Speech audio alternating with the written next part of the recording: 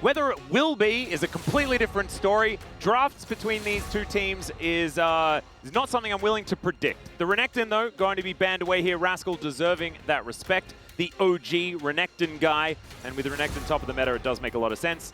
I think, yeah, Rumble has to be banned. So this is where we might get into some of the more targeted territory here. And there is the Ivern taken away from Pyosik. Taken away right away there. So you want a fun fact, Wolf? Yes. You know how I said as Beryl was walking in, he could be playing something crazy like Mundo? Yeah. The second last champion he played was Mundo in solo queue. I looked that up afterwards. Yeah, he did. I can actually verify this. Okay, I'm a little bit worried. Okay, Corky Nash, sorry, are going to be banned away here. Getting back into the draft, didn't mean to derail, but it was just very ominous. As, okay, Corky and Tristana, both of them banned. We've done our homework, Wolf, and Kalista you know what? Perfect. I think that I have been calling for this. Yes, she got nerfed on this patch, but when you know you're playing into Ezreal, and Ezreal is the pick right now, I think Kalista is still very viable into this pick, especially when most of our teams are shying away from that Karma lane in the bottom lane. And then if you force the Karma pick, you can just play around their lack of engage. So while I do prefer the Ezreal, I think the Kalista can be a very strong answer, and it has been historically, even with the Ezreal numbers being as high as they are right now. Let's see what they're going to try to take here with this Ezreal, because the jungle is wide open right now. The Talia, the Azir, these picks are very strong, but aren't really picks that Yehu has leaned on as much. He usually goes to the Hui in these types of scenarios when the Tristana and Corki are banned. Well, we'll see whether it is going to be a mid lane pick. I think the Sejuani priority could be up there as well as Sponge. Instead, going to go towards the Zyra by the looks of things. Pyosik, of course, trying this out right after Canyon picked up his couple of wins. We prefer not to think about it. Did not necessarily go so well. And he is instead going to go back to a if it ain't broke, don't fix it type maneuver. And they can just lock in the Sejuani. Honestly, Sejuani, Yone, yeah, it'd feel pretty good. Does feel pretty good. BDD has felt, you know, his priority on this champion has been quite high. He hasn't looked as great outside of lane, but his laning phases have been pretty good on the pick, so that may be the angle KT are looking for here. But instead, I mean, it is BDD. And it is Zyra on the other side, and this is not going to be a game where double 80 carry can just freely, you know, if you get ahead, sit back and just poke, because there's a lot of engage here. There's the Sejuani, there's Fate's Call, there's the Azir. I think grabbing this Leona here and now is a strong pick, and you're probably looking at, you know, the Alistar as a response here for KT Rolster. Even though the Renata Kalista has been so powerful, the Alistar also works incredibly well with Kalista. We've seen it a ton. Yeah, and I'm wondering whether there's any shenanigans being planned. Let me just scan through the Beryl solo queue history. Well, Nico's gone. How many Sejuanis are there? As yes, Nico is going to be taken away from Beryl, as of course it has been a decent lane in the past, and it just opens up a lot of doors. Kalista does open a lot of doors as far as who you can play as support alongside it. Sejuani is one of those champions. So I'm like, because I was just wondering whether we could get a Kindred game. Maybe Pyosik could get a Kindred game. Yeah. Feels like Lamb's Respite on top of a Stranglethorns when it comes down would feel pretty beneficial, you know? I mean, I could see it. I do like the Cassante ban. That's going to eliminate some potential lane swaps from going down here. We've seen that a lot. When the Cassante is locked in and you don't want to play into what can be a tougher matchup like the Kalista in this case, especially when you don't know what the support is going to be just yet. Taking that Cassante away prevents DRX from utilizing that strategy. They'll also take away the Lucian, so they went for the Zyra. You know, as KT Rolster, they're fishing for some type of AD mid here. Yep. And the Lucian fits the bill. And it will be them who take the Yone here. And it's going to be Yehu playing Yone into BDD's Azir. Yehu not known for this pick, and a very bold choice considering they don't have the Sejuani, but they have so much engage and follow-up for it here. I don't think the pick is bad, but I'm not sure I'm ready to see Yehu on it right now. It also blocks a Gnar pick, because you can then just flex it into Rascal's hands in theory, and it is a decent matchup into it, so they could still flex on the side of DRX. KT obviously just going to ignore it and pick the Gnar anyway, because they do not like Permafrost. Permafrost is not a very cool thing that they enjoy utilizing. Vel'Koz? I don't know about that. I mean, it's time for Mundo support. Let's just do it. Hey! Oh, wow. Hui. Are they just going to pick the Hui so that Yehu back. can't play it and they can't flex the Yone into top lane? Maybe that's what they're going to do. It is the Hui support again for Beryl. This does feel like maybe DRX were angling for that, as the way would have been a pretty nice choice there for Yehu. You know, his most played champion here, when, you know, the 80s are taken away. Looks like instead it's going to be Rascal playing the Aatrox here into the Gnar. And this gives me some hesitation because you don't have a strong front line. The Aatrox can act as one. I like this pick a lot more because it allows Rascal to just sit in the lane, absorb the pressure. They can play through bottom instead, use that Zyra quick clear, allow Teddy and Pleta to try to push this lane in. And if there were to be a lane swap here, the Ornn is also going to feel pretty good in that situation too. So I feel like that's a much safer option than trying to play the Aatrox into perfect Gnar. You might end up losing the lane, then you end up losing too much of the map. I would agree. I'm not exactly super excited about the Ornn. I feel like Rascal has been used the best when he has control of a lane. And you just, yeah, you survive, but you don't win, right? And Rascal's not going to be free of that lane for quite some time to really get out there and start making some proactive plays. That's been sort of the sign that DRX have been improving. So I'm a little bit worried about that part of it. I do agree, but I think it's also somewhat self-aware by DRX to kind of realize that maybe that time for Rascal being the dominant top laner who has control has passed, because even when he's had those opportunities, when he has had small leads, it has backfired later on. He hasn't been able to capitalize on them as much as he has in the past. You think back to the DRX days, his KT 2022 roster. So maybe with this draft, he gets something done later. It's going to give this comp insane scaling with the Ezreal later on as well. That's very true. And I'm looking forward to seeing whether it is going to work out here. Not to mention the fact that Zyra will be able to really handle all of that magic damage. They've got a beefy front line. Looks good on paper. On paper doesn't necessarily tell the whole story, especially when KT DRX involved. Let's do it. Let's jump into the Rift.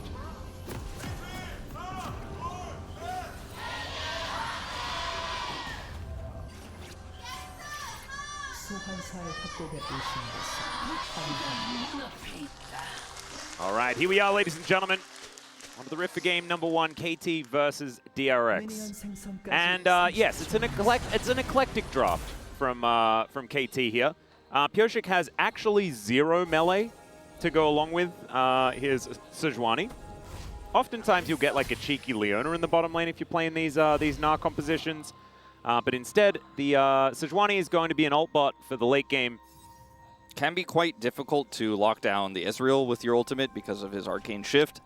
Can also be quite challenging to follow up on his ultimate in a draft like this, but you do have the Gnar, you have the Emperor's Divide, so there is some single target follow-up, also Barrel's burst damage, as well as some, you know, CC he can offer in terms of the follow-up there, but not the most ideal Sejuani comp when you consider where it was drafted. Is a lot of respect being shown here by Teddy.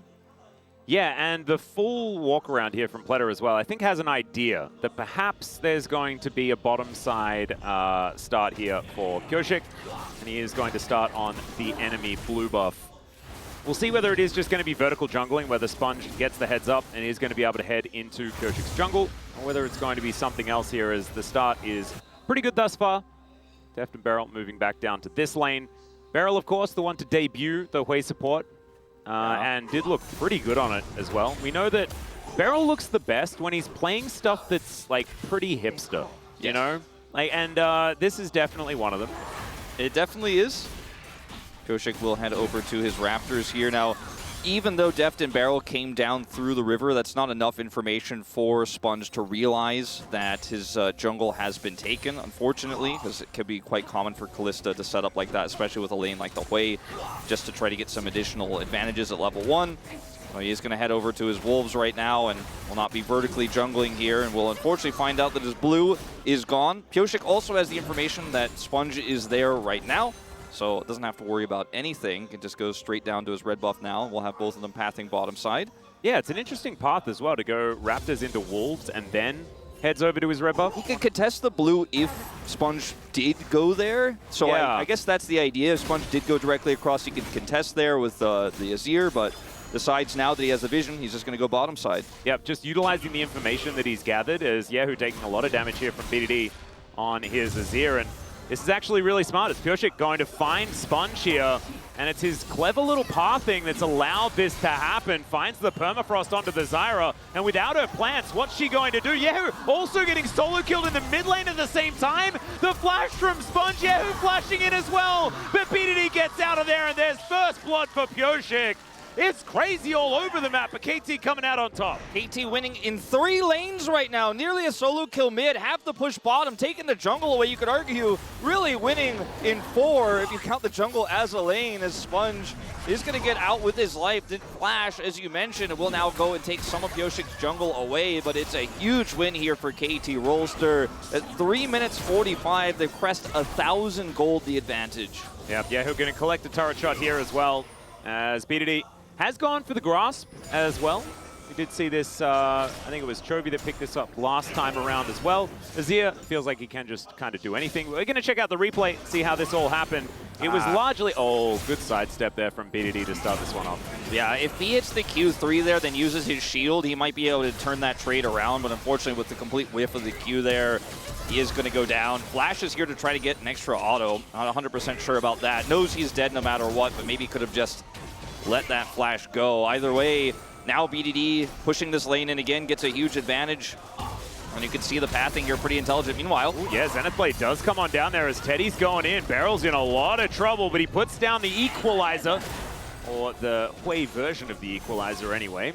He's going to do a fair bit of damage back. As nice knock up there from Yahoo. He is going to actually land one, but the trade back is just too good here from BDD, and he's getting so many grasp stacks as well. This was like the best matchup for Tank Azir that there possibly was. As Yahoo gets on in there, uses all of his buttons in order to just navigate over the wall before he snaps back. Yeah, I think we saw this maybe even yesterday, the grasp Azir into the Yone.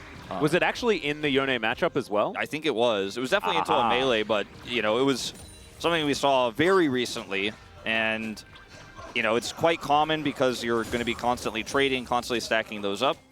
Much stronger than the Scion support grasp variant that we did see also recently. Yeah, as Deft is possibly in trouble, but not going to quite find too much here as Teddy getting taken down to 100. Barrel chasing after him. You could see Sponge was in the area, but Pureshik's making his way down as well. Junglers without flashes available. Not going to go for too much as, yeah, Teddy's going to have to walk really far to be out of the way of Barrel, who is actually just a siege weapon. Yeah, and he already used his barrier, so unfortunately won't have any added protection there. He's going to have to back, so it's going to be some significant farm loss as well as the Dragon going over. And because Sponge path bottom to try to cover, he's not on the top side. Ward gets to get placed here by Perfect into the grubs, so full information right now for KT Rolster that Sponge is starting this off at this timing, but isn't able to rush them very quickly. Still should be a trade. DRX should be able to secure these, but man, the Ezreal losing all this farm in a tough matchup already with the Hui. Kalista, he's now down 20 CS. Teddy in a rough spot, and the plate gold's going to come through. Yeah, Snare comes in, and like you were saying, first plate does go down. That might be a tale of things to come, though, as there's been so much pressure on this bottom lane. Deft and Barrel, they're pretty good at navigating this particular matchup, and Kalista Hui is something that they've piloted extremely well in the past as well. So just have to see whether DRX can try and triage this in any way possible. 3 grubs, though, definitely going to be good news. And second Dragon going to be an Ocean. We do have Orcs in the building today, and we're hoping that he is watching intently to make sure that we don't have a Chemtech Soul. That would be really nice. I think he's on it. You know, he's been vigilant after the incident. I mean, I trust him completely to this one. And if he's not, and if it is a Chemtech, then maybe that trust is broken forever. Could be. No pressure. No pressure or anything like that. Perfect as Gnar. He's going to get this Demolish off. I mean, this matchup, we already talked about how this one was going to be kind of null and void for the Ornn. At least he's able to trade back some damage there. Oh, no! Dang it, turret! As we get the little zoom in, thanks Jonah Strong. Thanks and no thanks, you know, because it hurt. Sponge has 6. All right, let's see whether they can find something here. Ulti does come through, but Yahoo instead just picks up a turret shot, and not a whole lot is actually going to happen. BDD was looking to try and turn it there as the grasping roots come down. Pureshik also throwing an ulti away, and we're just going to have everyone backing off. 1,000 gold to lead for KT. Clearly, boots need a nerf, even the regular ones. I know, Walk is so OP, man. Yeah. I mean, Zyra didn't even have him. I don't know. She just got lucky, but... Oh, feet. Maybe feet need a nerf. Yeah, maybe Cassiopeia should come yeah, back in the the meta. Nivea wouldn't have dodged that. No. Although I guess you technically, like, talons count, right? She guess is so. flying. She is generally. Yeah, she's flapping. Yeah. Quinn's not always flying, but... That's true. I mean, it's Valor that does the flying. True. You know. She's not always riding, I should. Yeah, that's true. That's true. Well, this game, you know, it hasn't been the most exciting. It hasn't been the most banger. You know, we didn't see BDD get the Emperor's Divide, right? Pyosik did miss. We didn't see Yehu's stuff connect, but that was one of the opportunities DRX have had this game, like the one big one to maybe make something happen, and Yehu whiffs it, unfortunately, and this just does mean that the game state continues to be significantly KT favored here. The Drake lead, gold lead here in the bottom lane cannot be overstated. And the less exciting it is, Wolf, I think the more it benefits KT. Just based on the rules that we know. We do know those. And it's certainly working in their favor for now. It was a pretty E-word draft, though. You know, Yeah. because it's the Hui support back again. It's BDD's Azir, and that feels very cool. Def's 1000th game across the LPL and the LCK. As Yehu getting aggressive onto BDD. BDD has like a lot of health, and it's just not looking like it's something that Yehu's really able to get through right now. And he can't necessarily say the same thing with just a recurve bow and some shoes. Sponge going to move in. BDD, he can just fly away if he would like to. As Grasping Roots almost going to connect, as the plants from the Grasping Roots just don't have the range. Just doesn't feel great. Can't be able to find the slow. Nice eclipse there from Pleta to mitigate some of that damage, but I looked through the stat book, and I had a, you know, as Kronk likes to call it, an inkling. I suspected that we might have this number. First game of Yone, Yehu has played in his career. He has never played the champion before. Wow. And that's bold to play it here against KT, and, you know, tough laning phases kept the CS even, but, you know, this isn't the performance you're looking for, unfortunately, here to start things off in this game. We'll see if he can turn things around with some good engages later on, because DRX are really going to need it. The beauty of Yone, though, is that he's kept up in farm, and that's the main thing, right? And we've seen a lot of Yones with a whole bunch of stuff in the early game and then find game-winning plays later on. I think Zeka, even recently, had a pretty forgettable laning phase and then won POG. So, look, there's time. I feel like his career was built on it. Yeah, and we still think he's a fantastic player. So yeah, there's an opportunity here as the Grasping Roots do come down. Boomerang's flying out, though. Let's see what actually happens as Pleta doesn't find the Zenith Blade. Yehu looking for an opportunity onto BDD, who is still very, very tanky. They're just going for a bit of a 1v1, but he makes it back to his teammates. That Glacial Prison, I don't think was ever going to really hit onto anything because it landed in the bushes. That's okay. It was the E predict from Pyosik, a little bit off. He was going to E into the wall. Yeah. I like it. All right. Beryl just going to find an ulti onto Pleta for fun. That's pretty cool. All right. And KT just going to let that one go. +1 World Atlas stack. Indeed. There we go. Not even sure if that actually did count as one. But, you know, you miss every shot you don't take. They got a couple of grubs, and Perfect got the lane pushed in. Rascal down here should be able to get some plate gold, and there it is. Well, when we zoom out, it's 4 grubs to DRX. If they can get some time in a side lane, could be valuable, but unfortunately, given their composition, not necessarily going to be all too impactful, as now Perfect is going to have his fun with the Yone. Yep, Pleta up here as well. As Perfect just pretty happily cruising around. No Narbar, but Pyoshik's here. Yeah, going to spot Sponge, who is looking for a dive opportunity. Perfect dealing with the wave just fine. And Deft and Beryl now trying to make Rascal's life as difficult as possible. And he is actually going to be all right. Just clears out the wave quite nicely. As the Rift Sculler does go down. This is, though, like, Pyosik is basically at the same farm. So it's not the kind of Zyra game that we normally see. Yeah, unfortunately not. You see Pyosik does have a small gold lead as well from that play earlier on.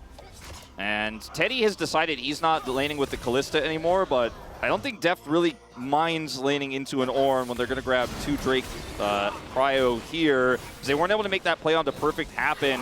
With the additional plating, after the changes to stop lane swaps, they're not even going to teleport Perfect back to lane. He's just going to walk, because he's like, yeah, maybe you guys get a split plate here. Don't really care, not too worried. And they're even now baiting this as Azir coming over. BDD maybe looking to punish. Yep, Perfect even able to get the cannon, I believe. Deft is getting plates bottom, because guess what? This turret's got less resistances. Yep. Only a few seconds until that one is going to change as well, as Rascal coming on over. We're not going to find the Arctic Assault, though, and now Pyosik could be in trouble. Has cross armor, though, as Yahoo just going to ult his way out of there. And that means that they won't have that tool. No fate's going to be sealed anytime soon, as Perfect still likely to get dove, as there is a teleport coming in. Fleta tanks up this turret for an extraordinarily long time. Is Perfect. He hits Meganar, but then he gets hit by a ram. And so he will be going down. The turret is also going to fall on the bottom side. So first turret blood in trade for the first kill for DRX. Yeah, Rascal also going to get the turret. Had to use his teleport for that, though. So pretty expensive here. And it is a trade of turrets, as you mentioned. But I mean, look at what BDD is getting done here in mid. Doesn't even have Nashor's tooth. He's just ripping this to shreds, though, and with only 2 grubs, because he's got Barrel and Pyosik's help here, and down goes the turret. So it's 2 turrets for 1. DRX really don't get a whole lot on the map, and I guess Ox is fired. I don't know. Yeah, no, we trust him. He's not fired. It's fine. It's just we won't be able to trust him. Not anymore. Yeah. Not after this. It's kind of like that Sting song, like, if I lose my trust in you. Yeah. Exactly. As, yeah. Okay, he's just walking around. Oh my god, he gave us the Arthur fist! Yeah. I don't know what that was. Oh, but I liked it. All right, we got the the Ox Arthur fist. I know some American sign language, but I guess British sign language is a little different. Yeah, it's a little bit different. It's so much easier with Dagon because he naturally just sits in the hosting. He's actually just there all day. He's permanently there. Exactly the same spot. But we often just move around and we're in weird positions. It's his day off. He just was told he didn't have to sit there on his day off as well. Yeah, exactly. He did stay here, you know, because he often sleeps in position, but he was told to leave. He was told to leave. So taking back stock of this game, the gold lead has doubled since last time we really talked about the 1,500 gold advantage. It's now 3,000 with those turrets going down. Now Perfect, he does not have flash from that prior play, nor his Narbar, so it's a good timing to punish. Yep, Sponge going to come on down. Does land one of them. Stranglethorns to come on through, but the hop is pretty strong. Almost gets out, but he's not able to. Perfect just going to get chopped up and destroyed. Rascal getting the same treatment here towards the top side, but it looks like he will be able to make it out. Bellow's breath to help him there. As Barrel just throws some fire his way. Deft going for a bit of a 1v1, and Teddy wants nothing to do with it, understandably so. Yeah, and this is going to be one more charge on the Herald as well. Yeah. And it looked like, you know, like DRX went for the play, Perfect died, but there's still bounties up, right? It's still like a 4,000 gold lead. KT still in so much control of this game. I was just going to say, they took so much damage on the bottom side during the dive as well. They couldn't follow up on a full health turret to get, okay, we got this, you got a turret top side, but we get a turret. They lose a turret, they get an extra charges. Now they're going to try to punish BDD. All right, let's see whether they can get it here as the Zenith Blade doesn't quite work. Ziggin and Zaggin finds the Emperor's Divide, and that's why he's the coat of the Azir. Oh my god, BDD. He zigged when he should have zigged, and he zagged when he should have zagged. It's crazy, right? And then he gets out, he's got the Sun Disc. Cool guys don't look at explosions. It's been so long since we've seen a vintage BDD Azir moment, and like, that was it. We've deserved this, Wolf, for so long. As we check out this one more time, Perfect, I think, did the best that he could in this situation, and unfortunately, just goes down. Yeah, I mean, if he doesn't get hit by the Yone ult, then the follow-up from Pleta isn't guaranteed, but he probably dies no matter what. But still, it looked really cool how he almost outplayed all of that. As KT are just continuing to push, man, this is really, it reminds me of what we saw from them in spring, even in the series where they beat Gen G, right, where only, you know, series domestically here Gen G has lost this year, where they just controlled the entire map against a Santa comp. They won lane, they took the whole map. In this game, they won lane, they had good lane matchups, they took the whole map. It belongs to KT. It does. And man, KT looking pretty good moving into this series. And of course they need to. if they want to challenge for the top 5, which is where a lot of people would have assumed they should have been after their start at the beginning of this season. Certainly wasn't looking that way. They are looking for Soul Point here as well.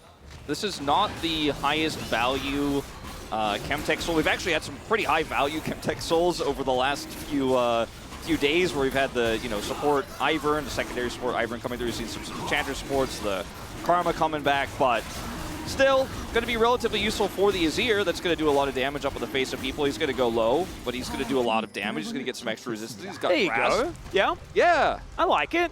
And it's, yeah. Look, I'm not very happy that it's Chemtech Soul, but it could have been worse, and I like that. All right, DRX, they're going to move in, see whether they can defend their blue buff. They're not going to be able to. Still a minute and a half before that is going to be global. And it's just looking to me like DRX are kind of out of ideas. Well, they have some good engage, right? They have the Ornhorn, the Call of the Forge God. They've got the Leona engage as well as the Yone. So there are ways out of this one. And that's one of the problems with a lot of other AD mids that we have in this meta, like Tristana being behind in this game who couldn't side lane, or Illusion from behind can't really engage. At least they have this Yone. At least they have some aspects of ways to set up picks. But from, again, this far behind, it's hard to find those angles. But if KT group on an objective, they're a little bit sloppy with the setup, could be a problem. All right, BDD finds the ulti here. Yehu going for that 1v1. He goes into melee range of a Yone, and he's got backup. Top laner going to be coming in. Perfect comes down, and that is going to be that. This debut Yone game, it's not the same as that time where BDD was playing the Syndra, if you remember. It's not looking similar to that. And when an Ornn isn't safe to push and isn't safe to threaten sides, I mean, it's one of the weakest split pushing top laners. I don't even want to say in the meta, because he's actually right now kind of a farming support in this meta. 100% win rate, by the way. Doesn't look like that is going to continue with this game if the game state continues. But on this patch, Ornn's 3-0. But when you can just use teleport to kill someone in the side, and you lose nothing because it's an Ornn on the other side, that's how you know it's a good draft. That's how you know KT are in full control of this game. And sometimes we go, oh, well, he TP'd for that, so what do they get in return? Nothing. In this case, absolutely nothing. The Ezreal tries to true shot, and it's paltry damage at this point, Atlas. It's not quite working. Rascal, the good thing is he has built his first ornament, upgraded the Sunfire Cape. We'll be able to start divvying out those items as the next few levels start coming in. So we'll have like the Infinity Force and like all sorts of cool things. Liandry's Anguish or Lament or Torment or whatever they call it. Whichever word it is these days. Liandry's having a bad time. Yeah. Putting a mask on. Yeah. It's the unhappy mask, the more good mask, the Bernie mask of pain. It's something like that. It's the Liandry's DRX game state game 1. Yeah, a little bit like that. We'll see whether we can put out the Liandrys here with the Liandrys being upgraded or something like that here for DRX, because they're going to need it. They're only down 4,000 gold. If Sponge can, say, steal away a Baron from KT. I mean, with the bounties. Exactly. There's a way to equalize that gold for sure. 2-item spike here for Teddy as well. Just needs to stack up that Muramana. And we're getting very, very close to 2 items on Yone, 2 items on the Zyra as well. And Rookern just got finished here for Rascal. So there are some item spikes starting to come in. The problem is they're staring down the barrel of 2 items already done for BDD, Pyosik, and Deft. Deft is getting to work on a 3rd. And Perfect has hit sort of critical mass as far as his ability to side lane as well. Can start building these luxury tank items for what sort of lanes he is going to be expecting. Yeah, the Ornn too, I mean, in double 80 carry, we've seen this pick a lot outside of Korea. We've seen it in the LPL in top. We've seen it in LEC, but when you have to itemize both armor and magic resistance, though, you have kind of neither, and it's quite rare to see the Azir in mid because it's mostly 80 mids right now, but doesn't mean that 2-item spike for an Ornn means a little bit less in team fight. Yeah. Well, Glitter is going to take a lot of damage from the Baron. Does split up KT here with the Solar Flare. Finds the Zenith Blade. There is the Fate's Call, though, to come down. As Deft is going to have to pick up Beryl. He was taking a lot of damage. DRX pulled the trigger. They don't really find too much. Also don't lose anything either. Yeah. Beryl is, we haven't really talked about his build, but he did go, of course, for the Zazax.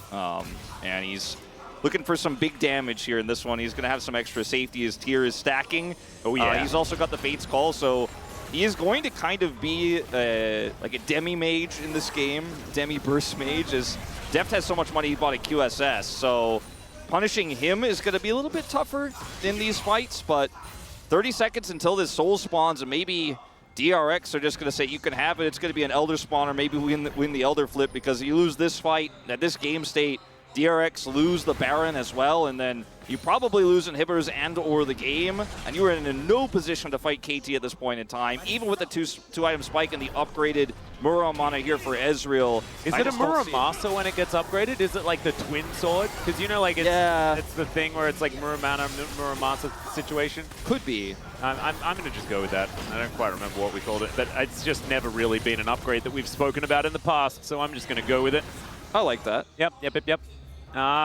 Perfect. Looking for a flank angle here as this Drake is up and available. Deft is going to get that one started. Should be able to solo it if need be. I mean, they are the one with the Ezreal poke, but, you know, DRX that is, but they can't even get Teddy in position to use any of that, and they kind of just watch the Drake go. Yep.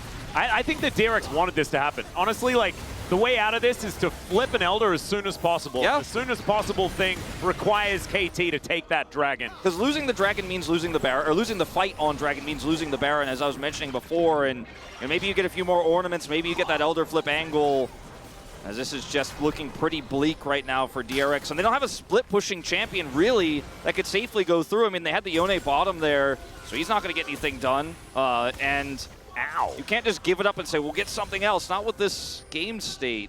Yeah, this is the problem, is that Yahoo is pretty far behind.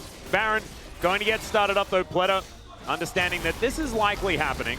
They're going to throw some vision in, 50% health on the Baron. KT not wanting to flip. And they're just going to get out of there instantly, testing the waters. Make sure they figure out exactly what's going on. As there's the Glacial Prison. Finally, Pershik going to find one. This time it's onto Rascal, though, so just doesn't do a whole lot.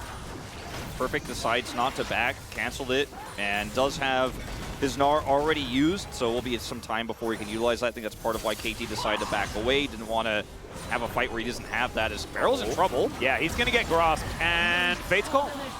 And Deft is going to be able to save him. He just does not have a lot of health. Like, Beryl has basically no health at all. Yeah, he didn't even press the heal button. That's how much he knew Deft was going to save him. As Sponge also down to about 50%. BDD going to flap his wings, hop over the wall, flashes out of the way of the Solar Flare. And the Azir is going to be out, but does have to use some cooldowns. Still a decent move here for DRX. Yahoo just going to have to try and get out of there. DRX still fighting. Arctic Assault comes in. Pleta with the Eclipse is pretty tanky. Doesn't have that one now, though, and they will back away. KT looking a bit worse for wear as far as these health bars with Pyoshik and Deft. Pretty healthy right here. As Beryl, almost just dies. And the blue buff, thankfully, was hit by the True Shot barrage and not Beryl, so it doesn't get mad. Yeah, luckily for Beryl, the jungle camps aren't the brightest. Yeah.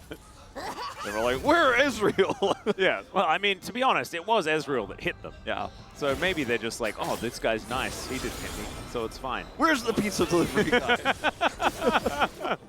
Well, you know, I was going to say, it's almost favorable flash for the Solar Flare for Pleta if KT could then straight up turn the fight and win it right afterwards, and there's no engage to punish. But unfortunately, KT weren't able to really get anything going in that exchange, so it does end up being pretty good for the side of DRX, because now this Azir is flashless, which limits some of his engage potential.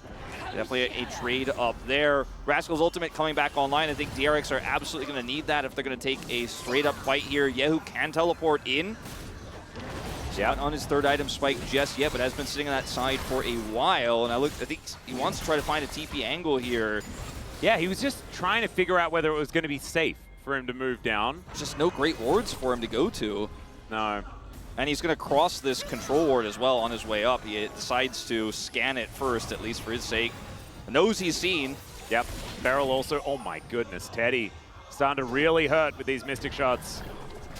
They're going to have to be careful as Rascal looks for a knock-up, gets it onto Pyoshik that he didn't even know was there, and now Sponge is just going to explode. Couldn't even press the Stranglethorns button, and he's just dead. Yahoo also going to get feared there by Beryl, carries his ultimate back as well, and the Azir starting to pick up the kills. Deft also dancing forward, celebrating his 1000th game with a kill on his opposite number. And now Yahoo is just running for the hills. Pyosik going to get stabbed a little bit, but I think that this one's pretty inevitable, especially with the known location that he has to go back to there. BDD doesn't even allow that to happen. And KT, they should be able to head towards this Baron, take this down, and start really doing some damage to the base. It was starting to look like, okay, maybe with some of that poke from Teddy, there's an angle here until KT got decisive. Perfect teleport was immaculate, is able to just hard commit to the top part of the fight there after Pyosik finds the perfect angle. Missed a lot of ults this game, but hits the one that matters onto Sponge. As we'll watch this again, Teddy is kind of chipping away at Barrel on the bottom side of the fight, but in terms of front line here, KT pushing the issue. Sponge comes over, trying to assist, and is just instantly blown up. And then watch Barrel here. He's like, I got you. You've been giving me Fate's calls all game. I'll give you the fear to make sure Yahoo can't get anything done. And it's just supports and AD carries, you know, joining hands, saying there's just nobody dying in the bottom lane. 0 deaths among all players but Perfect here in this game. And Riftmaker was item number 3 for BDD as well to help him out. All of this extra health bar that he does have. And now has plus Chemtech Soul. A Riftmaker on top of it, plus Chemtech Soul. Yeah, he's kind of a monster. It's kind of based. Yeah, I kind of love it. And he's 2-0-4, certainly demonstrating that it's hard to die, I guess. As we did see the gold kind of flatline for a little while, but now it is really ballooning in KT's favor. Very close to a 10,000 gold lead. It will be after this inner turret does go down, as you can see right there. And DRX, not a whole lot of options here. 29 seconds on the Elder Drake as well. That one's going to be up extraordinarily soon. KT, we're going to try and break open this bottom inhibitor turret first. And that is just going to go down. BDD does so much damage to these structures, and Perfect's being so annoying here in this mid lane. Teddy now trying to take matters into his own hands as there is True Shot Barrage to come out. Doesn't land on the Barrel though. As, the Glacial Prison's picked up by Teddy, and BDD is going to collect him as well. Thrown over the wall. And into the back line they go. Yahoo does manage to get the kill onto the Azir, but Rascal's also going to go down. Def doing so much damage here after that double kill. And KT, with a couple lying on the floor for DRX, they could either go towards the Elder, or they could look to really do some damage to this base. It's basically a true choose-your-own-adventure ending here for KT, as it looks like Perfect is going to take out the Inhib turret, as well as deny any rotation over. Look at all the wards they have. Even if DRX did have an insta-respawn button for their whole team, they'd have to cross over so much vision of this comp for KT to get to the Elder in the first place. An extremely dominant game here. Remember, the only 2 deaths for Perfect were those times he was punished in sites where KT were winning elsewhere, so they were actually wins. Yeah, as the shield coming through for Barrel makes Teddy feel a little bit sheepish, as he somehow is able to get the rare buffered Sejuani ult there, but is then caught by the Arctic Assault. Is taken out anyways. Yeah, carries the stun with him. A little bit unfortunate. And they do manage to get BDD, so there is at least that one for Yahoo. Able to collect himself a kill, but honestly, it meant a whole lot of not very much. Terminus and the Guardian Angel now completed for Deft. Yeah, that 0 is going to stay a 0, I think, Wolf, in the deaths column. I just don't know whether they're going to kill him. Yeah, if you kill in GA, I don't think it counts, actually. No. It doesn't add put the 1 there. Yeah, it doesn't affect your KDA. You know, you can feel good about it, like, I got him once, but I don't think they even get his GA, though. I don't think they get the cooldown. Well, they win the game right now. I think it might just be end of the game, because there is, of course, like, Elder is very strong, and they're now pushing in. The Baron has dissipated, so the minions are killable. We'll see whether they can get on top of those. The Glacial Prison is going to connect. They layer it with Barrel's ulti as well, as BDD is going down very, very low. Flashes out of there, though, and Pletter is going to get eaten by the Dragon. Now Yahoo is also going to be in trouble. Perfect dives on top of him. He is going to go down for it, though, and it's messy on the KT side. But now they're focusing on these turrets. They've still got Deft alive. BDD also there, trying to get that health bar back up again. They are utilizing this Chemtech Soul, you know, keeping their health bars as low as possible. And I think that it might just be enough here, as Deft bouncing around the battlefield, wanting to take down this turret. And there goes Teddy. The Dragon comes down. It's Barrel that locks up the kill. Remember, Deft still has his GA available. It's a double kill here for Barrel, who's just taking them all from Mr. 1000 Games. And there is the fear on top of Rascal. He's going to get eaten. Oh, this one is actually going to go to Deft. 407 on his Callista, looking absolutely fantastic. in this game. We'll see whether they can do it again for game number 2, but right now this one's all about KT, and they will end it right here. Congratulations to Def, gets a win, game 1000. Massive wins in all 3 lanes, and a great game from Pioshik to tie them all up. Oh no. It's okay. Realizing a bit of a stumble in the game, bit of a stumble out of the game. He's got them out of his system. Game number 2, that's where it's going to be at, right? Yeah. It looks like Comet's got a lot of notes on this one, but to me, I don't really see any. You know, they let Barrow have fun. He had fun. We knew it was going to happen when he gave us that deadpan stare into the camera. KT got map control, and they never let it go. And even though DRX had engaged for days, they had poke, they just could not stand up to the massive amounts of damage that BDD and Deft could do. If they got in range of the Callista, it was a disaster. So they played keep away, never got anything really on the map. Those 2 picks on Perfect were actually, as I mentioned before, wins for KT, but that's how desperate and that's how narrow the win cons were for DRX in game 1. Yeah, I felt like the draft was kind of all right, but I think KT just took control of this game. It was a vintage BDD Azir performance as well. I think that he looked absolutely phenomenal.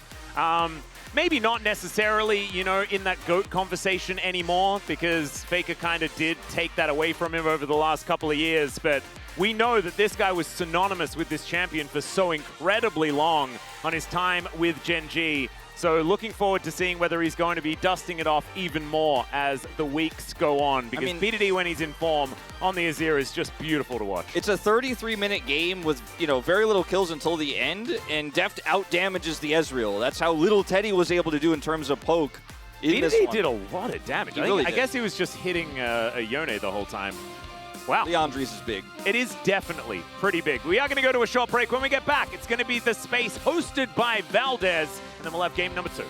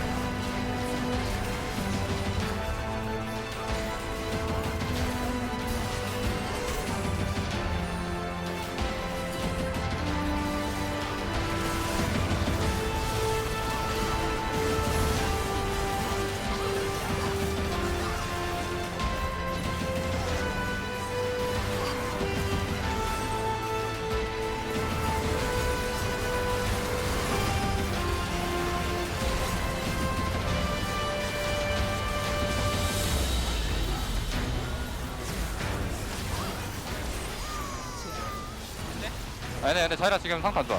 장로 오른쪽 있죠? 보았고. 나가던가. 위쪽으로 와봐요. 위쪽으로. 비전대 받았고. 위쪽으로 와봐. 이거 타워 쳐줄래? 형이? 이제 비전 받았어. 이제 비전 받았어. 내가 자이라 식물 지어줄게. 쟤 맞았다. 가본데? 타워 라인. 웨이브. 라인 온다? 나 만화 아예 없어. 아니 오케이? 근데 궁 다 없어서 그냥 끝내면 됐어. 아 끝내. 오른 노플이에요.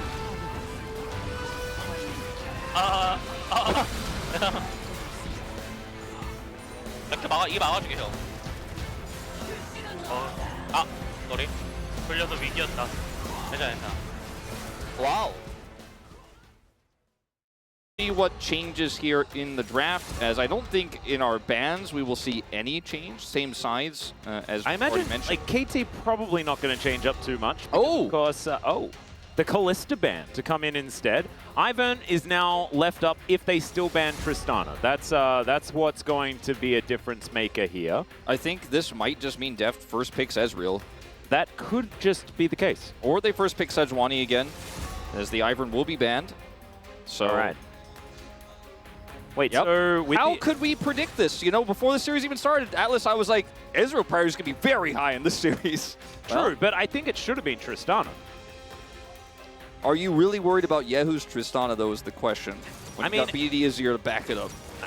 Well, I guess if they or you get both. Yeah, if they're just not gonna pick it. Of course, BDD's Tristana isn't necessarily the greatest either.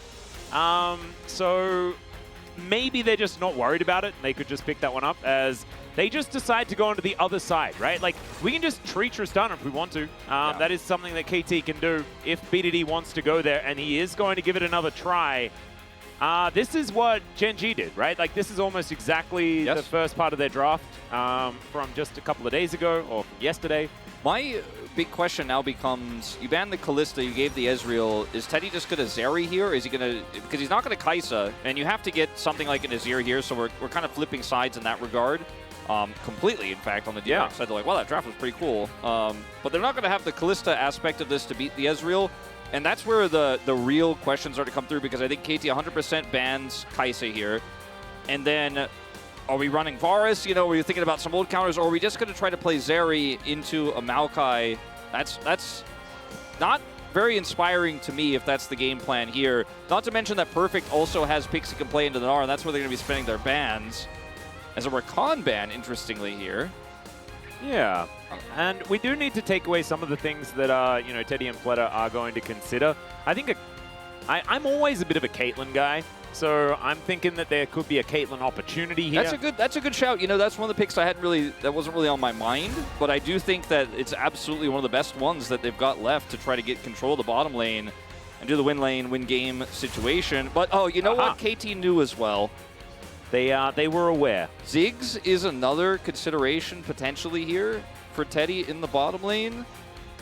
Let's see what the game plan is. Yeah, I'm not a huge Ziggs enjoyer when you've got an Azir, because it's a fair bit of magic damage. But the Kai'Sa going to come in, that's also a fair bit of magic damage.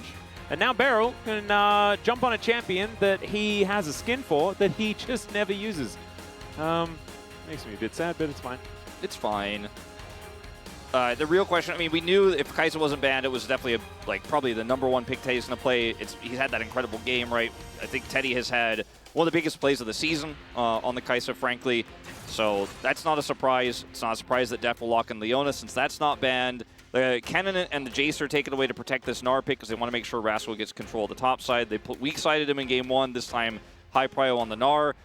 The only real remaining question is, what's the perfect pick? And I didn't think he was going to do this, but again, leaves the lane swap a little bit more open.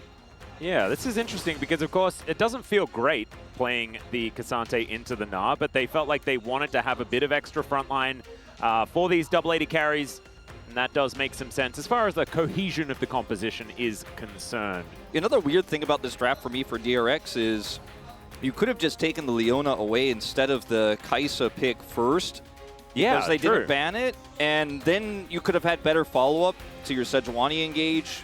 And instead they have this Rel, which can set up Azir really well, but doesn't feel as strong right now in this meta, and is often just simply poked out because Rel's engaged range is very low compared to Leona's. So, I mean, support counterpick is just kind of a thing, so I guess maybe that's what they were looking towards. They didn't want to pick something face up and then not have any options there.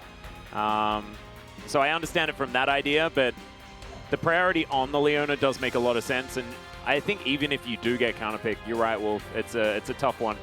So it does mean that Beryl then gets onto a champion that he's extraordinarily comfortable on, and it is one of these lanes that we've seen find so much success in the Ezreal Leona. Yeah, the Kai'Sa is great into Ezreal if they meet in the mid lane. If, you know, Kai'Sa has the opportunity to all in the Ezreal, grab that extra shielding from her ultimate, and blow the Ezreal up before you can kind of outplay and chip away.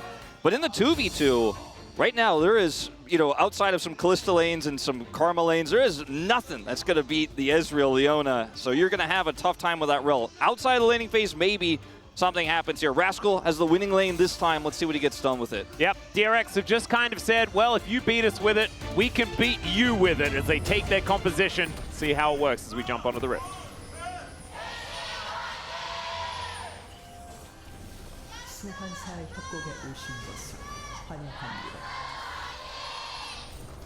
All right, here we are on the Rift for the second game. DRX wanting to keep the dream alive. Remember, guys, there is a lot on the line in this one. DRX need to win so that KT can reach equilibrium. Yeah, the 0 game score Yep. in total with wins and losses, the plus minus, the indicator score as we often call it. It'll mean 11 game wins, 11 game losses for KT, and it's going to be very important because we know this is an actual coin team, and it would not represent accurately the 50% nature of flipping a coin. Yeah.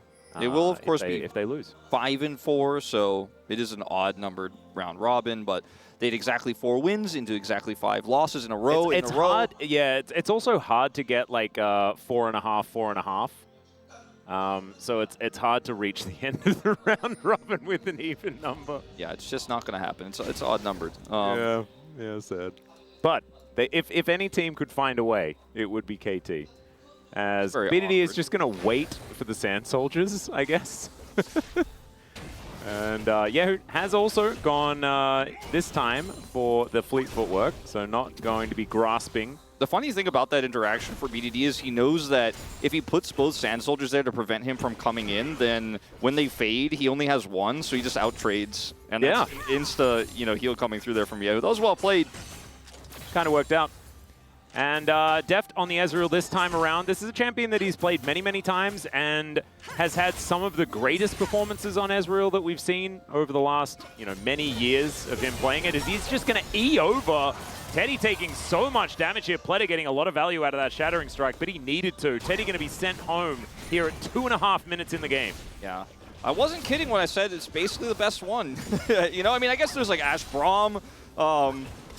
But, realistic ones you can get, as we have seen some draft errors allow the Ash Braum through, but it's very good. And Deft uses his damage correctly onto Teddy, not onto the engaged on Rel.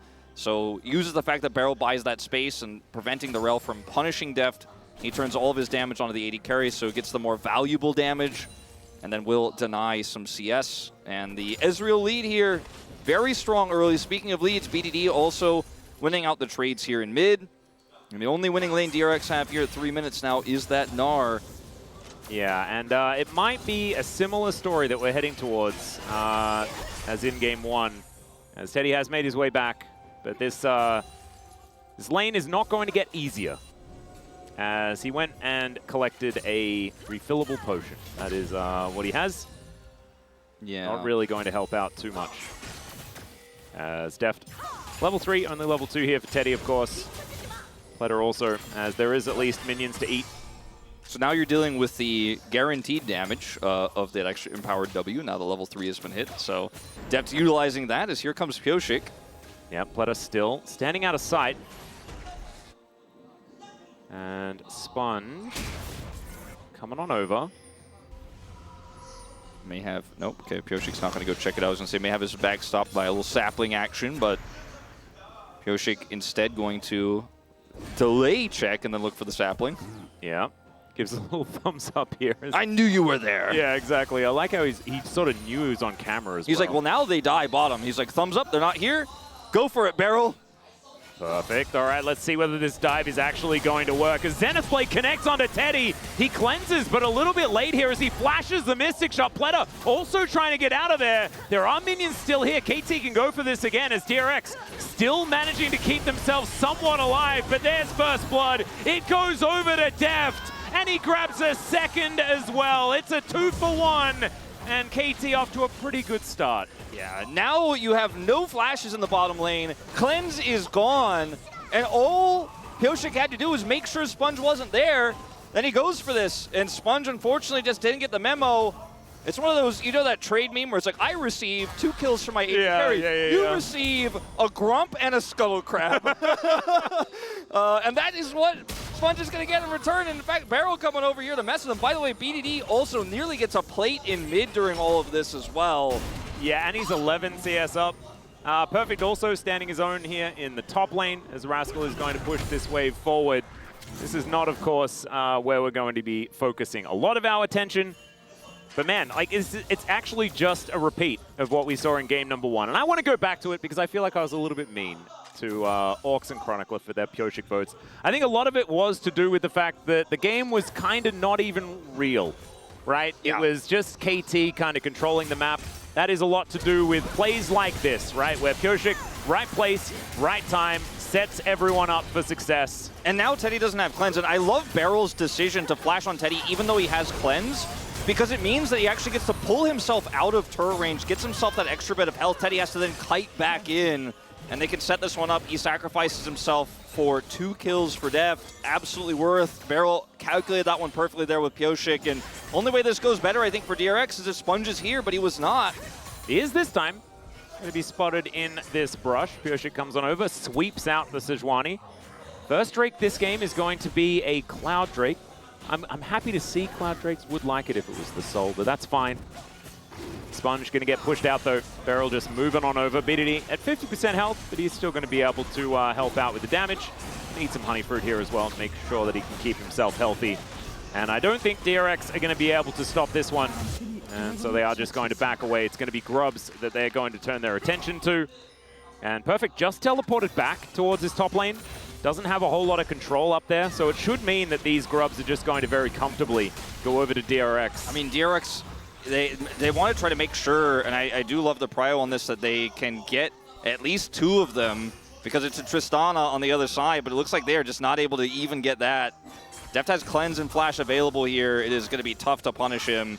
He also saw that Pleto was poking his head out, so understands that he's just going to be farming with the Mystic Shot. And that's one of the things about Ezreal too, is you're completely safe and you get to farm at range in those situations. Yeah, and then if you are in any trouble, Arcane shit, yeah, it's just not very fun. As speaking of not fun, playing Cassante into Gnar is also not a whole lot of fun, as the Mega Gnar is coming on in now. Beryl and Pleto just going to be sharing some abilities. Pleto able to buffer the crash down quite nicely there to avoid the Shield of Daybreak. And Sponge wanting to try and punish here. Perfect is just not having a great time, is he? As the screw is going to be thrown the wrong direction, and Perfect able to flash as the Permafrost comes in. I don't think it's going to save him. He did about as... Oh, actually, okay, Perfect. Finally, Rascal's going to be able to pick it up and doesn't die to the turret. Man, Perfect is getting so close in both games. Yeah. It doesn't matter a whole lot necessarily. It is just a single kill. Still good news for DRX. Definitely good news. He picks that one up, and it doesn't go to Sejuani or anything weird like that. But, man, that was so close. Pioshik is there with level 6. If he is able to get his Nature's Grasp off just a little bit faster there, if he's able to show up there and they end up trading that back, I mean, that is basically game over. As you mentioned, this game feels like a return of game 1, a repeat of game 1. Is that Minion taking a bullet for Deft? It's definitely not the same massive lead that we saw, right? I mean, it's only 300 gold lead. The problem is where the gold is, because yes, Teddy got a trade back kill, significantly down on CS. They got the plate there. Rascal gets a kill back, so it's still very close in terms of the gold.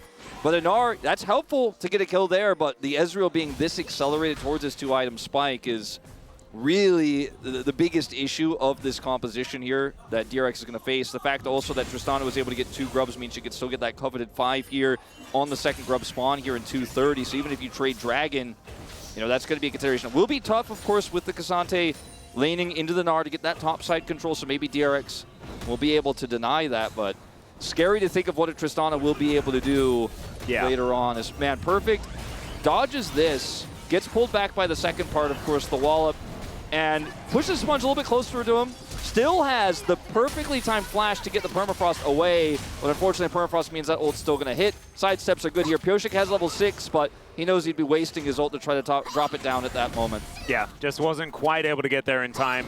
Still not end of the world, and Perfect just needs to, like, try to get at least a bit of farm in this lane, get to a couple of items so that he can be a front line for Tristana Ezreal. That's all he really needs to do. It's not like situation where he's Camille and he's required to have like a lot of pressure in a side lane or something like that. I think this Cassante will be Cassante no matter what happens in this game. So not end of the world or anything like that. Oh, certainly true. And Yahoo now going to take a little bit of damage here as Solar Flare comes in as well. And man, that was timed very well. Looked like Solar Flare hit half of his health bar as the explosive charge goes off. Still, he's going to be fine. He's going to be able to clear out this wave, just putting on as much pressure as they can.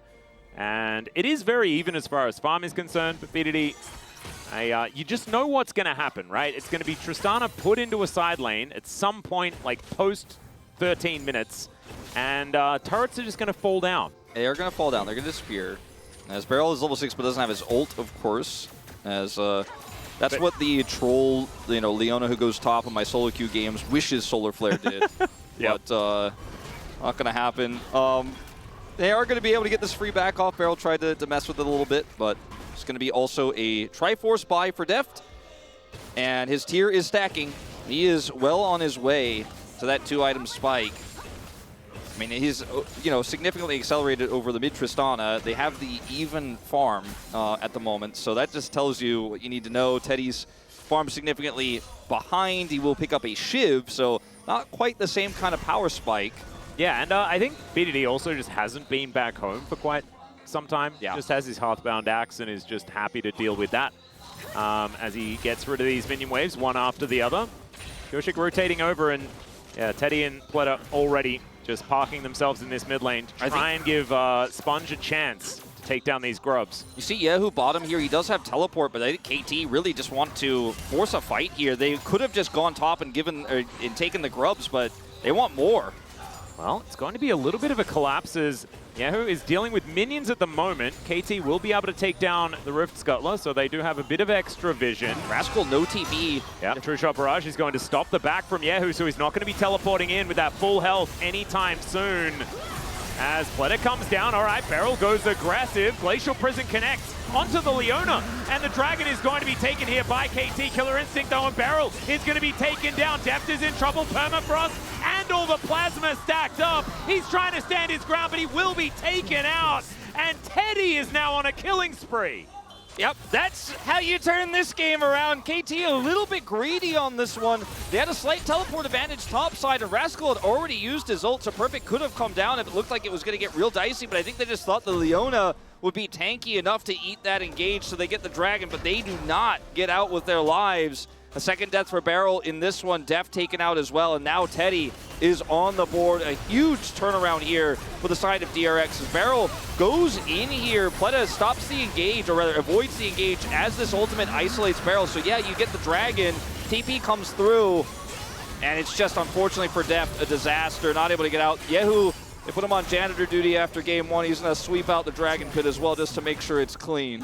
Yeah, and it was an interesting arcane shift from Deft because it looked like he was hoping that they would continue fighting and didn't quite join the rest of the team as far as full disengage, because I feel like he could have just walked down and then arcane shifted over the wall to safety instead of just keeping himself in range so he could try to kite back.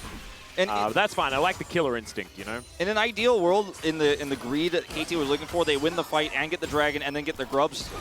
Beryl is just walking at Rascal, and Pyoshik, he's making his way in. That is going to be the kill. Deft is just going to pick right back up from where he left off, grabs the double kill, and KT are going to look for some plates and possibly the turret here as we had 10 seconds left. First turret blood now trying to be taken here by Yehu on this top side, and he'll get it. 725 going over to the Azir. Very nice. Yeah, clearing out the jungle as well, but they will be answered by KT here. You know, it's still pretty good for DRX here when you consider the Azir picked up so much massive money off of that. The final plate there on the top side, so 5 plates do go over. Rascal has a lot of money in this game. It's again just how they're going to utilize it, as Herald has been started by DRX. Deft has Hexgate. Yeah, looks like Pyoshik not going to try and go for any sort of steal here, so the Herald going to be taken by DRX. So this is now starting to look a whole lot different. Yeah. Unless Deft is able to just kill Teddy here, lands the W really nicely.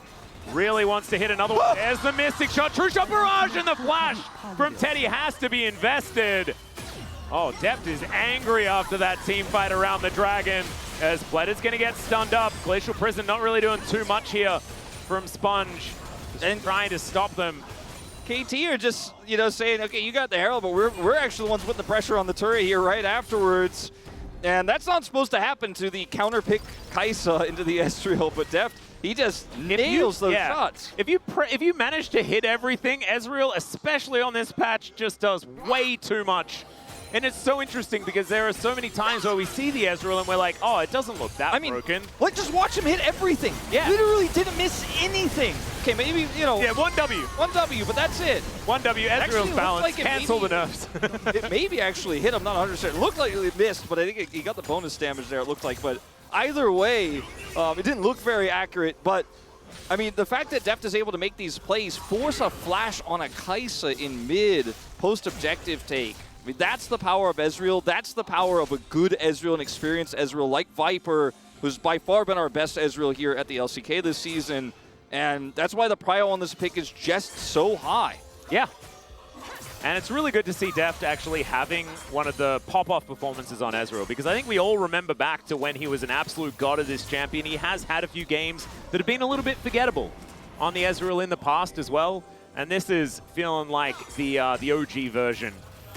And I'm glad that we get Deft's Ezreal and BDD's Azir in the same series. It's just kind of this nice walk down memory lane of just what they're capable of when it does work out. As that was very, very, yeah, okay, Perfect just stole it. Just walked in, highway robbery, steals away a blue buff. Showmaker's like, it doesn't even need mana! The classic. Oh god, it's even worse. And that's going to be Rascal backing here. You know, his call finished a while ago. He's got a lot of money, but hasn't been relevant in this game just yet in terms of side lane pressure. Can be a big threat later on, but when facing this Tristana, a little bit tougher, as they're going to use the Herald here while KT are backing. Yeah, should just be this turret unless BDD can do something heroic. Does throw down the explosive charge on top of Teddy. And turret very close to going down. Isn't actually going to fall just yet. As all right, Perfect. He's in amongst it. Does just mitigate all of the CC though, just does those Cassante things and is just going to be A-OK. Slowed down by the sapling though, as there's a flash in from Yoshi. He finds the Bramble Smash. The ulti's so good and Perfect. He's able to get in there as well. Deft free hitting from the back as BDD on a wild goose chase. Yahoo with a decent ulti here as well, as Teddy's able to take down the Tristana. It cost him his entire health bar and he's not going to be there to defend his young jungler. And it's Perfect that takes him down. Oh, the Void Seeker barrel is very close to just dead. And there are some very stressed KT fans here at LoL Park, and you can understand why. I mean, they're KT fans. It's just how it sort of goes. And that's going to be Soul Point. It's a Hex Tech Dragon Barrel's going to hurt you. Maybe, maybe just go clear the ward. You don't need to play it with fire. As the ult here, counterwise from Pleta, is why there's even a prayer in this team fight for DRX. As Rascal has no Narbars engaged on by Pyoshik here as a perfect follow-up ult. If Pleta's ult isn't this huge, it's an even more one-sided affair as BDD playing the ring around the rosy here with Teddy. And it's very, very close, as you can see here. Teddy just gets him. Yeah, just out of vision, I think. And we didn't show during this fight the True Shot Barrage from Deft. After the ult comes through from Yahoo, Deft is the only one who's not hit it, can still challenge him, can still chase him down even though he goes over the wall. And everyone on the side of DRX now flashless after the fight as well. And man, Deft is just showcasing a masterclass on this pick. And even though Teddy is trying his best with the gold he's been given, he hasn't been able to have the same impact just yet. He's not going for AP item second, went for the Rage Blade, so he's not going to be able to offer poke yet. We'll probably still build it third if the builds we've been seeing this week will continue. And that's when at least you can start to kind of duel with the Ezreal when we're moving towards objectives. It's still a gold lead here for DRX, but when you watch how that fight played out, it just doesn't give you much confidence. Yeah, this is the thing. It's the fact that the team fighting from this composition, you can see just how well it's going to work, right? It's 3 tanks and 2 AD carries.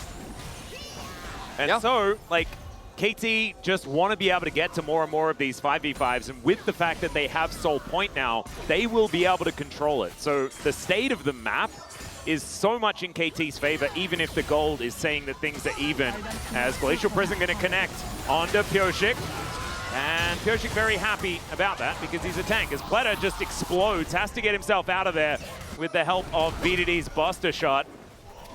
And he will be going back home with very little health bar to speak of. This turret's still going to be standing though, and at least DRX are able to clear out waves relatively quickly.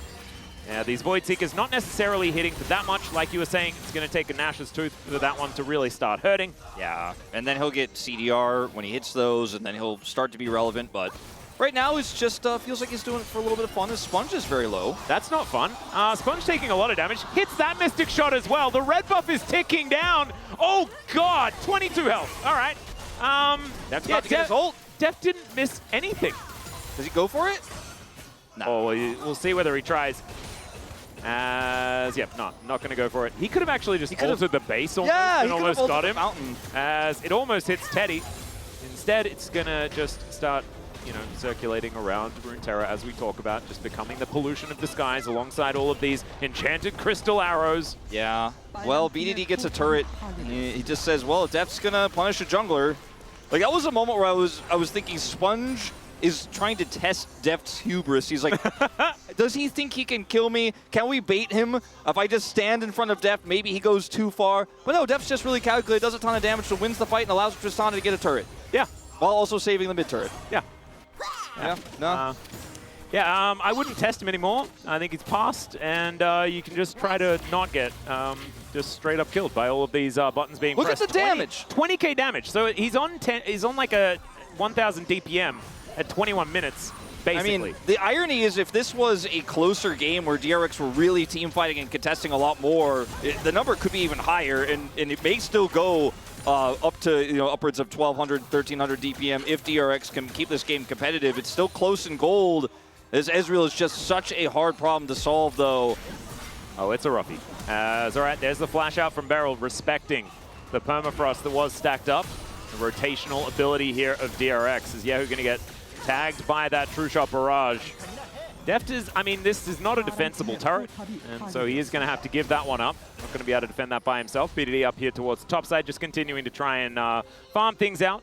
Even though KT repeatedly won those neutral fights towards the outer turret in mid for DRX, it stands. They're able to get the turret in mid for KT. Really important moving into this next Drake fight, because this is the soul for Hextech. He's already done so much with the gold he's been given, but when he gets that additional slow for these Mystic shots, it's just going to be insane what Deft could do. They cannot give this up. Well, they are. They are not on the Dragon side of the map. They are not. They were considering heading towards a Baron. Does make a bit of sense. They have a fair bit of vision available as now Sponge with that explosive charge. Remember, Tristana could get junglers out of the pit as there's a Magnet Storm to come in. Nature's Grasp already down here as Pyoshik in amongst it, flashes out instantly. And BDD, oh, the Killer Instinct, and he takes down the jungler. It's massive here, but can they win the fight? That's going to be the question. The all-out is so good from Perfect, the Emperor's Divide. Not going to do anything, and BDD is just playing Mario. Pletter's going to go down as well, and yeah, they may have lost their smite, but it doesn't matter if there's no one alive on the enemy team. Very interesting decision by DRX to try to then baby rush Baron with a 2-item spike of the Azir and then have second thoughts and try to collapse onto BDD here. Remember, both AD carries in this game have an inherent escape as BDD has Pyoshik heal for him. Pyoshik sacrificed his life here. Look at the damage from Def as BDD is full health. Yes, Teddy is able to get that kill, but it puts him on the wrong side of this team fight. Perfect just cleans up house, and then BDD with the resets. Everyone on DRX gets so low. Def pokes them down. BDD says, I'll finish the job, picks up a triple. They should already have Hextech Soul in live, if not doing it currently. Is okay, DRX are on this first. Yeah, the reset. They're going to get over here. Perfect down as well. Pyoshik in the area. Let's see what they can actually get done as Deft is over the wall. They look for the angle. True Shot Barrage connects. Teddy takes a lot of damage. Perfect is already dead. And Nature's Grasp now going to come out. Let's see whether they can actually do it against the flow of time. It is going to be the Dragon going over to DRX, but they're going to lose all of their health bars. Deft is continuing to never miss an ability. And that is everyone cleaned up. It's going to be another full house here. We've had so many of them this week. We just have so many with the 80 carries doing so much massive damage that, you know, between 5 players to kill, one of them's going to get 3, the other one's going to get 2. Yeah, it's sort of just the balance, right? That's how it's supposed to work. Well, BDD able to get a few of them and Deft grabbing the rest. They'll also be able to take all these turrets. And that's why I didn't think DRX was going to contest there, because it's going to cost them more to actually fight for this. And if they don't secure the Dragon, I mean, it's even more disastrous. Only the way things could really be worse in this game.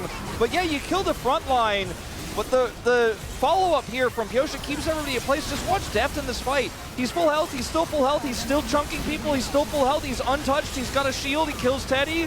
It doesn't matter. And the BDD's like, all right, resets after resets after resets that I don't even need. And when did Ezreal abilities become targeted? It's all skill, baby! Yeah, I mean, it's just kind of absurd. 7-1 and 10 now, and that is 100% kill contribution Yeah, Deft is having a day. He's having a real good day. My goodness, it's been a long time since Deft has played this out of control. Yeah, if you had any doubts about the first pick, Ezreal, Yeah. I was like, I think they're gonna do it. You know, I mean, watch this game, watch what happens. And I mean, they had great setup for him. They got him massively ahead with Pioshik and Barrel early. And also, I mean, we have to remember that this is DRX versus KT, but this is a Harlem Globetrotters performance. Yehu just going to get sniped by Deft, who's happy to tank the turret. Not necessarily sure whether that is the case, but he's got a Bloodthirster. He'll be fine. Rascal is just trying to trade for anything that they can get. Some bounty gold now going into their coffers, but KT, they're going to claim those coffers, I think, as they're just breaking into their house. That is going to be the Dragons Unleashed, thanks to Juhan's skin that Pioshik is utilizing against the team that he got the skin for. Just beautiful stories here. As far as that is concerned, but it's not very beautiful for DRX as far as the state of their base, and losing an inhibitor top lane. These two extremely fed 80 carries. Oh, we're not even done with the action yet. I mean, there's just the gold. This is one of those misleading gold games where if you're not familiar with how this double 80 carry meta works, with how strong it is right now, how much damage output there is when you've got the tank frontline, 3 tanks, you mentioned it, Pioshik's ult holding people in place. The game was never close, to be honest. Yeah, Teddy got some kills and he made some cool plays, but DRX just completely destroyed in every fight. And yeah, even if you get kills, you get a pick in the fight, making the kills look kind of even as well. It's only 17-10. It's not like it's 17-4. We've seen some of those KT games this year. It's not one of those games, but you get a kill on one of the 3 tanks, but the 280 carries, the last one's alive in the fight, and they clean house. They get the full house, as we've been talking about. And 7 kills apiece of the 17. That's all you need to know. And there's also the fact that if you kill one of either Deft or BDD, which is going to take a fair bit of effort with how slippery they can be, the other one will probably kill you, especially now that they have a bunch of items. Deft now completes his more of Malmortius. BDD has his Infinity Edge. He's got a cheeky Vampiric Scepter there as well on top of it. But I mean, both of them are just raid bosses. They're going to do so much damage in these fights. It's going to be so difficult. Teddy going to lose half of his health bar here, and doesn't have a lot of ability to sustain as well. So that is going to be pretty sticky damage. Decides he'll need to go back to the fountain. Meanwhile, Deft is itemized so well into the poke with the Maw you mentioned. Has a Bloodthirster, will just be getting his health back instantly with that. And they don't have, like, they have Sponge on a tank, right? And I guess Pletter is there as well. But with the fact that Deft has been weaving these autos so effectively, the Mystic shots just seem to be finding the squishy targets. I kind of don't mind that he has no armor penetration because he's not hitting anyone with armor. Yeah, he doesn't have a Gnar that's itemized to anything tanky. We sometimes see randoms on the Gnar, but it just doesn't make sense necessarily in this case. I mean, the Gnar was one of the only members next to Teddy that actually had money, had any sort of advantage. He could have itemized for it, but then he doesn't do as much Gnar things that he wants to do in a side lane, and maybe Rascal was hoping he'd actually get some time. He's got DRX now, but that's not really going to make him tanky, and this is going to be an inhibitor following the second here for DRX, and Hextech Soul is spawning again here for KT. All they have to do is kite back and take it. They've got full control of these choke points, and Deft's level 16.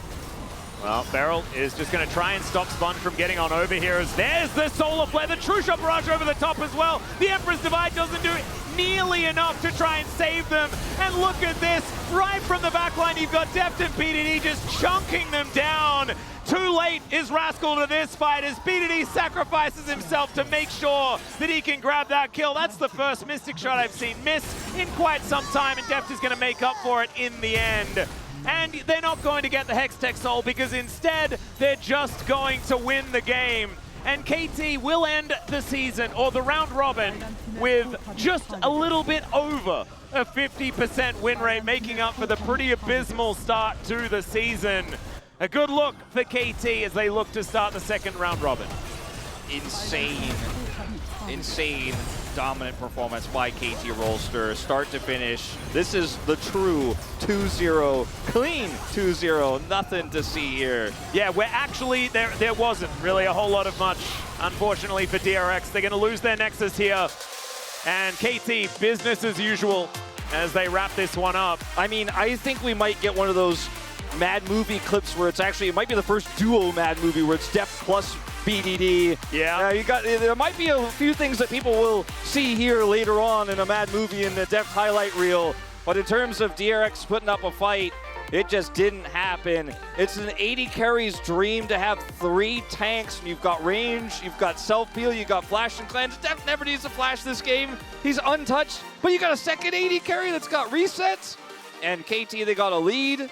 It was set up by Pioshik, and I think Sponge, he wasn't there. That was the beginning of the dominoes falling in this game. And yeah, there were some good moments. They killed Perfect again. Didn't lead to too much. They were able to get that, the Kai'Sa significantly fed on that big play from Teddy bottom side when KT were a little bit greedy around Dragon. But the fact that Deft was this big and he's going to play this well, yeah, for me, there was never any doubt. Yeah, there wasn't. And honestly, it's just so good to see Deft, find that level of form again. Because I think a lot of people had been entertaining some doubts about the state of Deft at the moment. Is he ever going to reach that form that we've seen him have? And you can see in the look of it on his face right there, he never had any doubt. And after a game like this, seeing what he's capable of navigating these team fights so effortlessly and beautifully, it's just great to see why we talk about this guy with such high esteem every single time he is mentioned. And yeah, it's up against DRX. There are caveats to be talked about, but you could see, it was just beautiful mechanics on display. Absolutely. Something changed when KT won that T1 series, and they started to look like the family of ex-DRX players, world champions that we saw in spring, where we knew KT wasn't the same KT that was challenging for an LCK title in 2023, but there was some magic there. Yeah. And we had that, ceremony where they did the family photo in front of the Nexus, and I thought that was just so poignant and so true for how this roster operates, how well they trust each other. And yeah, this was the one fight that DRX won, and everything else was just, it wasn't even close. It wasn't. And the fact that you've got BDD on one side, Deft on the other side, all of these AoE CC ultimates that DRX have are never going to hit more than one of them. And so you've always got either Deft free hitting, BDD free hitting, and honestly in this game, both of them were free hitting for the majority of the game. Azir lost lane. We didn't see very many impactful ults for Yehu, but it's hard to blame him because you're either just ulting a front line or you're trying to ult Ezreal or Tristana, both of whom can avoid your ultimate, the zoning. Look at BD and Deft's position. Go go tanks. We will back you up. And then they do. They're both just stand next to each other and click on people and they die.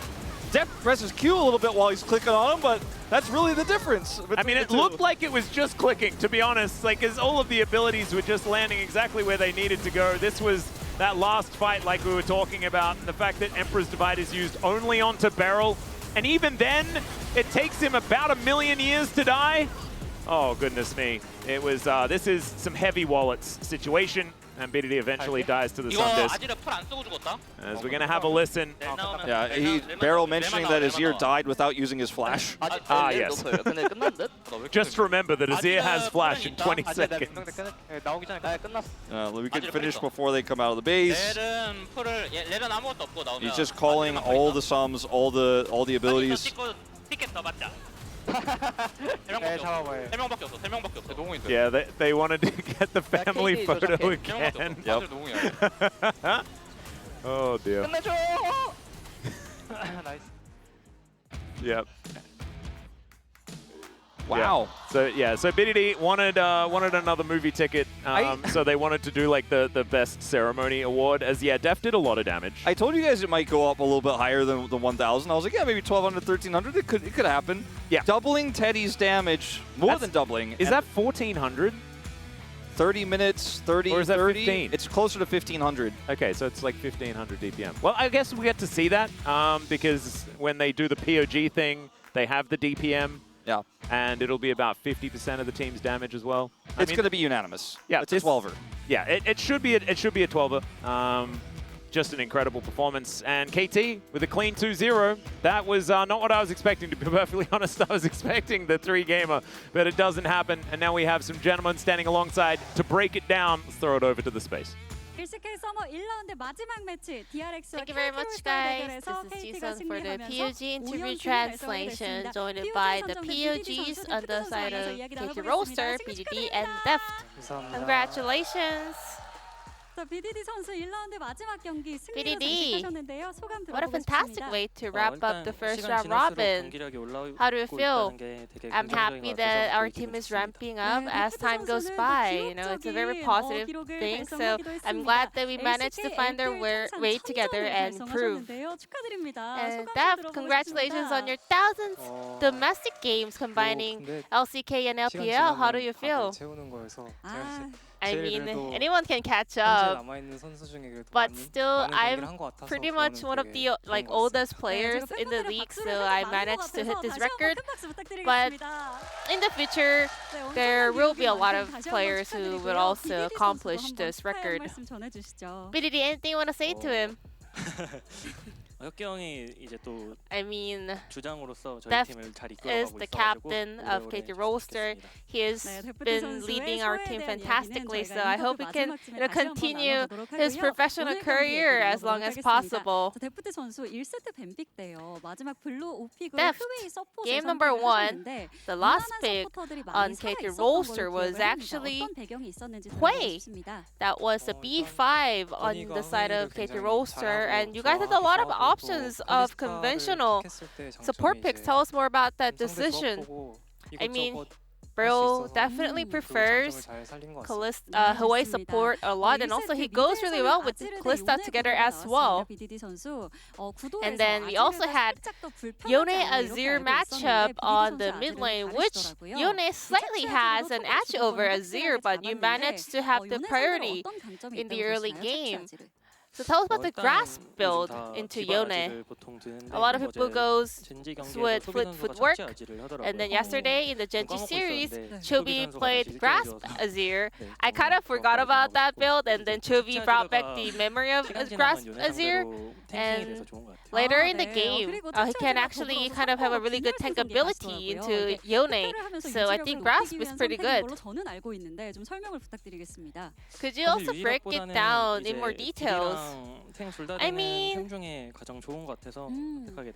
the items were more about, you know, having a decent amount of damage, but also having a little bit of a sustainability. And your Azir is a textbook of every other mid laners, and even Faker mentioned that he watches your gameplay. What does that, you know, make it feel? It feels amazing, obviously, you know. I'm flattered. Well, this time around, I guess you watched Chovy play Azir, you know, getting the inspiration of his, you know, rune choices. Is there anyone else you also watch? I mean, pretty much all the LCK mid laners, because, you know, their performance is always, you know, they always have something to learn from. So I just try to catch up with all the other mid laners. And then Deft, I want to know your thoughts on Ezreal right now. Is he a top of the tier list champion right now? Well, I think as long as you can, you know, play around his strength, you know, having a lot of damage in the laning phase early on. BDD, thoughts on that? Yeah, similar thoughts, you know. I think his laning phase is pretty strong, and then he's also very, very powerful in the late game. So right now, he has no weakness. So let's take a look at this replay together. Early on, it seemed a little bit dicey. How did you see this angle? Well, we started off this fight by having our Kusante dying in the beginning, but still we had a lot of damage and also sustainability, so I was like, as long as I don't die, it would be no problem. How did it go? What kind of communications were happening? After that, we were like, mid laner go bot, and like, let's just take turrets and some of the basic shot calls of macro. And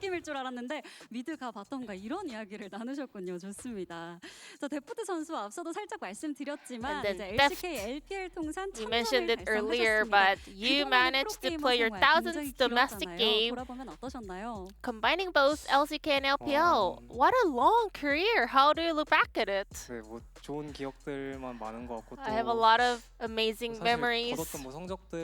Also, looking back at it now, 팀원들이랑 제가 많은 first 팀에 thing that 있다 comes 보니까 to 좀 mind is the faces of 네, my old teammates. 좋은 인연들을 I 너무 don't 많이 think 만든 all 것 the 같아서 records 되게 or 좋은 것 같습니다. titles, accomplishments matters more than them. Thanks to them, I was able to have amazing time here at the LCK and also over at LPL. 뭐 언제까지 할지는 모르겠지만 Anything you would like to say to your fans as well? 되는 한 I'm not sure how long 해보려고 노력할 my 테니까 career 많이 will 끝까지 last, 응원해 a 주셨으면 lot of 좋겠습니다. circumstances to 감사합니다. consider, but still, I will also do my best in order to kind of stay as long as possible as a professional player. And KT Roaster, after a little bit of a rough beginning, you guys managed to start off a very long winning streak. What is your resolution for the second round? I really wish we can come back with even stronger performance and get our revenge on the teams that we lost to in the first round robin. And that's the end of the interview with BDD Def, and back to the space. Thank you.